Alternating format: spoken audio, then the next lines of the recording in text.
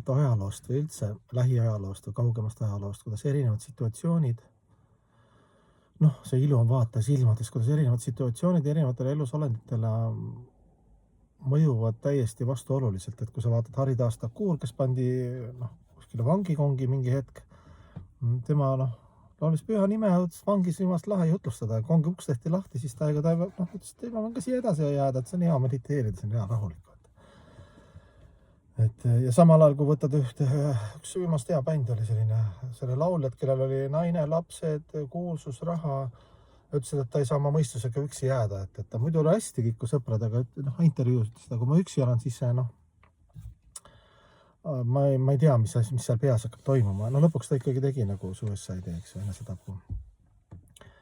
Et kõik on selle häälestuse või teadvuse või vaatenurga või ma ei oska öelda, siin on nii palju faktoreid, mis mõjutavad seda, kuidas me mingit hetke võtame, et me võime võtta nagu hüperpositiivselt, isegi kui ta on materiaalse maailma standardite järgi täitsa pekkis. Ja siis vastupidi, kui materiaalse maailma standardite järgi on viimase peal, siis inimene ikka tõmbab triipu ninna või teeb enesetapu. Sellised juhuseid on, eks meil siin kogu aeg. Et ega see hing et nagu see ongi hinge häälestus on siis mõistuse häälestus ja see on keha meelte häälestus, et need on 3 häälestust, nad omavahel võiksid head koostööd teha. Et kui sa häälestad oma hinge ja mõistuse ainult nagu meelte järgi jooksmise programmi peale, et meeled räägivad, et võimalikult palju süüa, võimalikult palju seda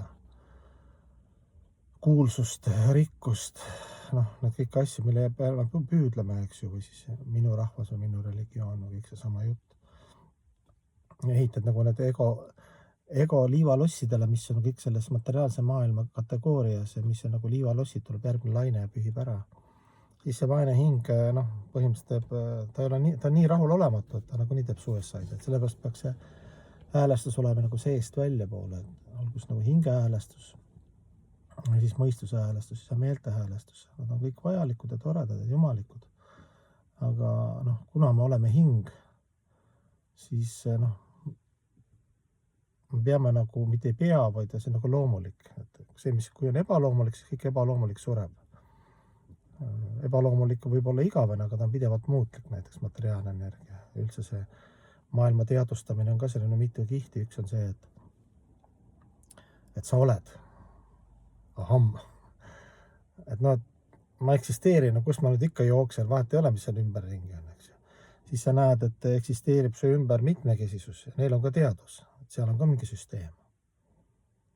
Siis sa pead nagu seest ja väljast saama selle asja sünkrooni ja harmooniasse, oma teaduse ja targad mehed ja pühamehed ja filosoofid ja kõik otsivad seda vastust, et kuidas eksisteerida siis hoolimata tingimustest. Muidu öeldakse, et me oleme tingimustest sõltuvad hinged.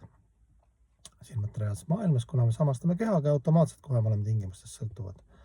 Kuidas keegi ütleb, kuidas keegi vaatab, kuidas ilm on ja kuidas rahaline seis on ja kuidas tervis on, kehaline tervis ja vajalikud faktorid meie tasemel, eks, et kui need korras ei ole, ega siis ei saa spirituaalset juttu ka väga hästi rääkida, kui sul ikka, ma ei tea, pea või hammas valutab.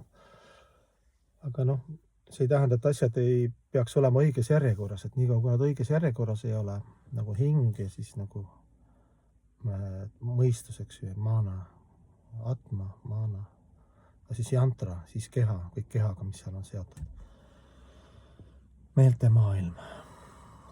Nii et ainult pühamehe järgi näeme ka, et oli halb olukord ja visati vangi aga teadusel õiges kohas. Hing oli ühenduses Jumalaga ja mateeria ei saa mõjutada vaimu. See on nagu võimatu.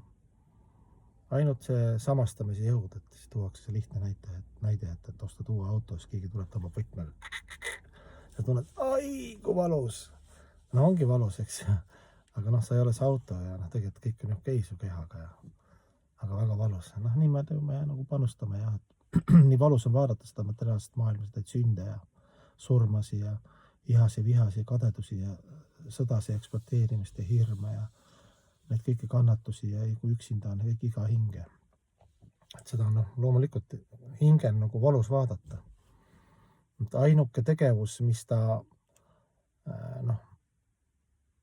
mis tegelikult peaks olema prioriteedis number 1 on see, et enese teadvustamine, päästad iseennast nii palju kui saad teisi ka, eks ju, see on nagu minu õpetaja ütles ka, või isegi Bhaktisiddhanta, minu õpetaja ütles ka, et kui ma saan elus ühe inimest natuke aidata nagu oma hingele lähemale ja igavastele väärtustele, siis on missioon täidetud. Et ega need muud missioonid on selles ka toredad, aga need on nagu teisejärgulised.